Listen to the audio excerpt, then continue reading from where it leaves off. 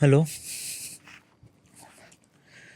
hello. This is the My Artifact episode number 1053. आजची तारीख आहे 27 जानेवारी 2017. आता बसले करीब रात्रीचे 11 वाजले.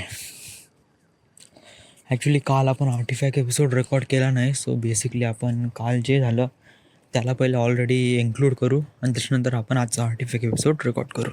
ओके, सो कालची तारीख होती 26 जानेवारी 2018. काल काय झालं? हां, काल होती मला सुट्टी. या कसं आहे की ॲक्च्युली मी वर्धेला येणार तर नव्हतो. म्हणजे ॲक्च्युली माझं असं कोणतं काम नव्हतं वर्धेला येणं. म्हणजे असं कोणता क्रुशल फॅक्ट वगैरे नव्हता. म्हणजे नाही कोणाचं लग्न किंवा नाही कोणाचं ट्रिप वगैरे चाललं वगैरे असं काहीच नाही. या आणि कसं आहे की मी 4 दिवस कसं रमून राहिलो होतो आता नागपूरला. एक प्रकारे का माझं जे रोजचं डेली रुटीन झालं, सकाळी उठणं, संडास, त्याच्यानंतर मग फ्रेशच बघणं, मग याच्यानंतर मग 1:30 वाजता थोडंसं जेवण केलं का तयारी करून मग आपण 3-3:30 वाजता निघायचं आपण आपल्या. त्याच्यानंतर 12 वाजता आल्याबरोबर झोपूनच जायचं. हा आपला मग एक प्रकारे रुटीन बनला होता करीब 4 दिवसामध्ये. मग कसं की सुट्ट्या आल्या आता 26 जानेवारी, त्यामुळे तर सुट्टीच. तो होता शुक्रवार, शनिवार म्हणजे आजची तर सुट्टीच, त्याच्यानंतर रविवार. सो 3 दिवस सुट्ट्या एकदम कंटिन्युअसली आल्या. सो मी विचार केला की पहिले नागपूरलाच राहू म्हणलं, असं काही हे आहे नाही म्हणलं. पण नंतर मी विचार केला की चला नागपूरला राहून करू का, जस्ट लाईक नथिंग, काही होतच नाही. तेवढंच तू वर्धेला जाशील, थोडा बहुत काही ना प्रमाणामध्ये थोडासा एंटरटेनमेंट होशील. बट नागपूरमध्ये राहशील तर तू एका रूममध्ये राहशील, पागलासारखं राहशील. मग काय झालं की मग मला आला सोनूताईचा फोन आला संध्याकाळी, म्हणजे 25 तारखेला संध्याकाळी फोन आला, आईची तब्येत खराब आहे म्हणे वगैरे, तू थोडंसं भेटून ये म्हणे, आई थोडीशी काळजी करत आहे म्हणे तुझी म्हणे. तसं मी मग काय माझ्यापेक्षा मग रिझन नव्हतं. मग कसं आईची तब्येत खराब आहे तर चला बा, आता थोडंसं सुट्टी पण आहे, चला मग थोडंसं पाहून येऊ. सो मी सकाळीच उठलो, सकाळी उठलो किती 8 वाजता उठलो. मग त्याच्यानंतर मी 8-8:30 मग कसं लिचिक काम करता करता मी करीब 10 वाजता निघालो. 10 वाजताहून तिथून रूमवरून निघालो. करीब 10:30 वाजले, 10:30 ते 11 वाजले नागपूरहून निघाला. ट्रॅव्हल्स आहे, वेळ घेतेच. मग 11 ते मग करीब 12-1:30 वाजता, 12-12:30 वाजता मी वर्धेला पोहोचलो. 1 वाजता मी वर्धेला पोहोचलो घरी. आईची स्थिती मोठी खराब कंडिशनमध्ये होती. तिची कशी एक प्रकारे मानसिक स्थिती जाग्यावर नव्हती. म्हणजे कसं आहे की माणसाला इजा झालं ना तर आपण त्याला एक प्रकारे हे करू शकतो, म्हणजे क्युअर करू शकतो. म्हणजे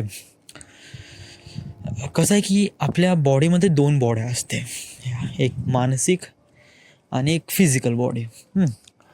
मानसिक म्हणजे एक प्रकारे मनातला रोग जो आपल्या मनात असते, त्याला क्युअर करता येते बाय बोलण्याने. आणि एक युजली फिजिकल असतो, ज्याच्यामध्ये हात, पाय, तोंड वगैरे काही लागलोग झालं त्याला आपण क्युअर करू शकतो बाय मेडिकल ट्रीटमेंट थ्रू, आपण त्याला रिपेअर करू शकतो. बट काय मानसिक रोग नाही का असा आहे ना की याच्यावर नाही का एक प्रकारे प्रॉपर सोल्युशन नाही. म्हणजे प्रत्येकांचे वेगवेगळे सोल्युशन्स आहे, याच्यावर एक कॉमन सोल्युशन नाही. जस्ट लाईक समजा जर मला ताप आला असेल तर मी पॅरासिटामॉल देईन, माझ्यासाठी मी क्युअर होऊन जाईन. इवन कोणाला पण देऊन देईन, ताप आला भाऊ तू पॅरासिटामॉल घेऊन घे, बरं झालं तर ठीक, होऊन जाईन तो बरा. म्हणजे कसं एक गोळी पॅरासिटामॉल सगळ्यांसाठी बेटर असते, एक क्युअर सोल्युशन पेन रिलीफसारखा, कारण ते फिजिकल बॉडीवर इम्पॅक्ट करते. बट काही मानसिक स्थितीवर नाही का इम्पॅक्ट करण्यासाठी नाही का प्रत्येकाचे सोल्युशन्स वेगवेगळे असतात, जस्ट लाईक रिअली डिफरंट. आणि यासाठी नाही का एक बॅकग्राऊंड स्टोरी रिअलाइज असते, खूप साऱ्या गोष्टी. आता आईची जेव्हा मी अशी स्थिती बघितली, आय जस्ट म्हणजे मी एक प्रकारे हक्काबक्का झालो. असं का झालं बा वगैरे वगैरे, जस्ट लाईक दॅट. सो मी थोडासा घाबरलो यार या गोष्टीला, कारण मी ह्या साऱ्या गोष्टी कधी बघितल्या नव्हत्या ना.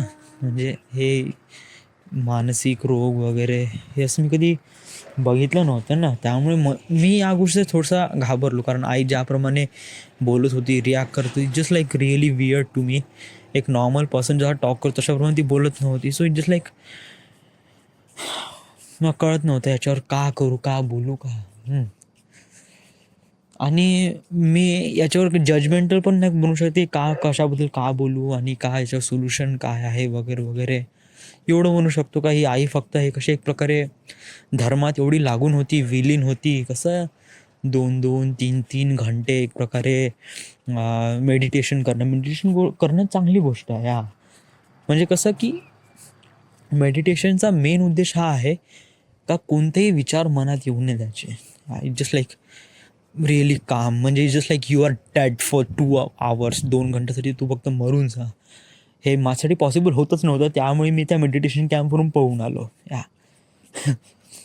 बट कसं काय कोणाकोणाला नाही होत ना, तर बॉस नाही होता, आपण मागं हात ठेवून द्यायचे, बस आपल्यापणे नाही होत. बट काही काही जण असतात ते स्वतःला एकदम फोर्सफुली करतात की भाऊ करायचं आहे म्हणजे करायचं आहे, साला मेलं तरी चालेल बट करायचं आहे. मग अशा स्थितीमध्ये नाही का त्यांची मानसिक स्थिती पण त्यासाठी तयार नसते. आणि एक प्रकार आपल्याला करायचं आहे बस या दृष्टिकोनाने ते करतात आणि सब बिघडवून टाकतात. अशाच प्रमाणे काहीतरी झालं. सो ते मला थोडंसं एक प्रकारे ते असं थोडंसं वाटलं रव्या. पण थोडंसं मी I just feel so scared because I didn't even seen this thing before. So yeah, that's why I just fear a little bit. आणि त्याच्यानंतर काय झालं की मग त्याच्यानंतर काही नाही, मग आईला सांभाळण्यामध्येच दिवस कसा चालला गेला कळलंच नाही. आणि रात्री 8 एपिसोड करण्यामध्ये काही इंटेन्शनच नव्हतं, कारण आईची स्थिती रात्रीच खूप खालावली होती. त्यामुळे मी ती रात्री तिच्यासोबत झोपलो, कारण काल वडील नव्हते, त्यामुळे आम्ही आईसोबतच झोपलो. आईला सहारा देऊन तिचा हातात हात धरून झोपलो. But things getting really. तुला काय वाटते आईबद्दल असं वगैरे, म्हणजे काय म्हणजे तिची स्थिती वगैरे, का म्हणजे तुला कशामुळे झालं असं.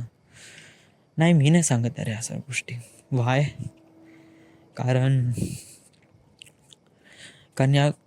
हा कसा एक प्रकारे समज जर भाऊ तुला लागलं तर कसं लागलं सांगता येऊ शकते. फिजिकल बॉडीला इम्पॅक्ट, मानसिक रोग कसा काय सांगू शकतो यार. म्हणजे मला एवढं माहीत आहे का कसं आहे की खाली दिमाग शैतान का घर. सो आई करीब नाही का, तिला नाही टी व्हीचा हे म्हणजे असं एक प्रकार तिला टी व्ही पाहायची आहे वगैरे, सिरियल वगैरे. म्हणजे टी व्ही एक प्रकार नाही का आपलं मन कसं बांधून ठेवते एका गोष्टीमध्ये, समोर का होणार आहे, एक प्रकारे टार्गेट ठेवते. आईला टी व्हीचा पण शॉक नाही. त्याच्यानंतर सर्वात महत्त्वाची गोष्ट म्हणजे आता एवढं मोठं घर बांधलं आहे वडिलांनी, तर कसं एवढ्या मोठ्या घरात ती एकटी आहे, कारण मी तर नागपूरलाच आहे, वडील ड्युटीवर आहे. सोनू आता तिची कॉलेज असते किंवा काही असते त्यामुळे ती चालली जाते, पण होल घरामध्ये ती एकटीच. मग तिला ना टी व्ही पाहायचा शॉक, पेपर तर खूपच हार्डली वाचते ती. मग त्याच्यानंतर मग का तिच्यापाशी दुसरं कोणतं ऑप्शनच नाही राहत ते मेडिटेशन करण्यामागे, धर्मामागे राहण्यामागे. आणि मग खाली दिमाग मग कसाही विचार करतात, काही वगैरे. इवन तिला टी व्ही पण लावता येत नाही. जर कोणी टी व्ही लावून दिली तर पाहते ती. आम्ही आजपर्यंत कधीच बघितलं नाही का आई स्वतःहून गेली आणि ती टी व्ही लावली बा. मी असं कधीच नाही बघितलं, कधीच नाही. तिला टी व्ही लावताच येत नाही, ती लावलीच नाही. समजा 2 दिवस टी व्ही बंद राहील ना, कोणी लावली नसेल ना, ती लावणार पण नाही, अशा प्रमाणे स्थिती आहे ती. So it just like that. So ते खाली म्हणजे काही होतं नाही विचार करण्यासाठी. सो त्यामुळे ते असं होतं झालं मॅटर वगैरे. म्हणजे हे सगळं टी व्हीमुळे झालं का नाही रे. म्हणजे कसं आहे की या वयात आता विचार करणं, आता या वयात तिला तिच्यापाशी कोणते टार्गेट्स राहणार आहे.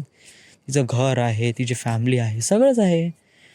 आता विरंगुळ्यासाठी दुसरा कोणता उपाय आहे नाही, ती धर्मामागे लागली, त्यामुळे असं काही मला याच्याबद्दल काही खास माहीत नाही. सो मी याच्याबद्दल काही जजमेंट करू शकत नाही किंवा का वगैरे असं का होत आहे वगैरे. जस्ट लाईक मानसिक रोग is just like really bouncer for me. कारण मी ज्याप्रमाणे स्वतःला समजतो आणि कसं एक प्रकारे स्वतःला, जरी ती माझी आई आहे तरी जाऊ दे यार, मी हा टॉपिक नाही काढेन जरा ठीक आहे. जस्ट लाईक माझ्याच आईबद्दल मी कसं काही वाईट बोलू शकतो. मला नाही आवडत असं बोलणं. मला म्हणजे कोणी माझ्या आईबद्दल असं जरी बोलत असं ना, मला त्वरित राग येतो. मी म्हणतो भाऊ शांत राहा यार, माझ्यासमोर असं बोलू नको या. आणि मीच समज जर माझ्या आईसोबत असं काही बोलू, how is that. So this the my audio episode number 1053. Right now we are at Wardha, Maharashtra. Thank you.